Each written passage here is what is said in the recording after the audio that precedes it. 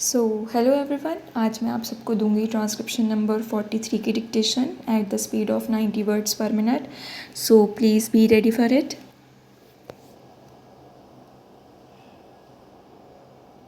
Start. Mr. Vice Chairman, sir, at the outset, I must express my thanks to the honorable members on both sides of the House who have participated in the discussion on the sixth five-year plan document. Honorable members will very kindly appreciate that within the short time at my disposal, it will not be possible for me to clarify all the points which they have raised during the course of the discussion. I am going to confine my remarks to certain important aspects of the discussion, though I have taken note of almost all the points which honorable members made during the course of the discussion.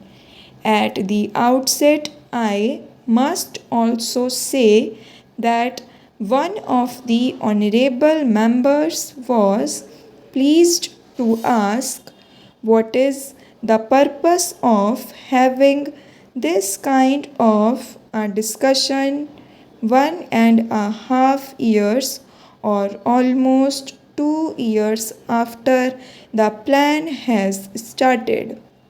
I do not know whether honorable member do recollect that my predecessor Mr. Tiwari had circulated a note to all the members of this house, particularly about the sixth plan framework, and he expected that the honorable members will be able to send their remarks to the minister and also to the planning commission, so that before the draft document of the sixth plan is prepared and finalized, their views could be taken into account.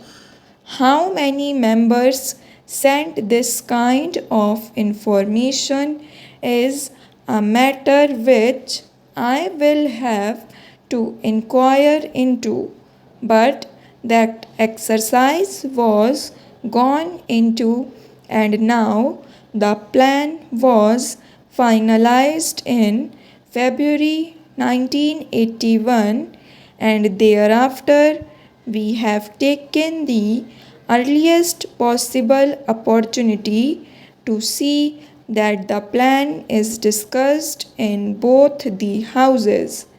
Sir, I am aware of the fact that the international situation and also the internal situation in which this sixth five-year plan has been finalized will definitely have some kind of an impact on the plan document as it was prepared and how we will be succeeding in trying to avoid the adverse effects it might have on the achievement of the physical targets that we have set for ourselves at the end of the sixth five-year plan. Sir, there are 3 points which were mentioned by all the honorable members.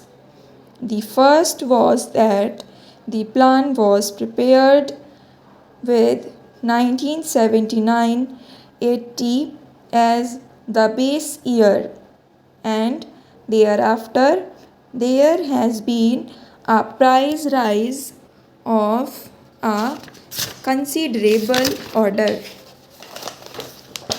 Sir, the first thing which I would like to clarify is about the inflationary trend which has set in. One of the honorable members, Shri Shankar Ghosh, a very experienced member of this house, who had also been in the Planning Commission and knows the intricacies of how the things are being worked out, has been pleased to state here that the rate of inflation is very high, and added to that the balance of payments position is going to be very bad compared with the percentage that we have worked out for the sixth plan as a whole for imports. For the first year, the import bill has risen very high. Then, how is this assumption going to be correct? That is the point, and a very valid point which he raised during the course of the discussion. Sir, he also mentioned about the Honorable Finance Minister making his speech at Kanpur, wherein he seems to have made a reference that a little inflationary trend is a kind of a stimulant to the economy. Sir, the inflationary trends we cannot view in isolation. Honorable Shri Shankar Ghosh will definitely agree with us that there are two factors which will have to be taken into account. The first factor is the international situation which is now obtaining. Secondly, whether we like it or not, we have to import the oil products. If they are to be imported, can we take a serious view of the situation? That is a thing which I am sure most of the honorable members there will be able to appreciate. The second aspect is, why is it that we have such a high import bill in 1980-81 when the plan itself commenced and when we were talking in terms of 9%? Immediately in the first year it jumped.